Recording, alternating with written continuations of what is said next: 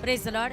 या आईची साक्ष आहे. ही आई सांगती की त्यांचा मुलगा जो आहे प्रचंड प्रमाणामध्ये दारू पित होता आणि जुगार पण खेळायचा. परंतु ही आई सांगत आहे की आज चौथी वेळ आहे माझी या ठिकाणी यायची आणि आज चौथी वेळ आहे. जशी म्हणे मी या ठिकाणी येते तसा त्यांच्या मुलाने दारू पिणं सोडलेलं आहे, जुगार खेळणं सोडलेलं आहे. हे कार्य प्रभू येशूने तिच्या मुलाच्या जीवनात केलं म्हणून ते सर्व साक्षीचा गौरव प्रभू येशूच्या नावाला देते.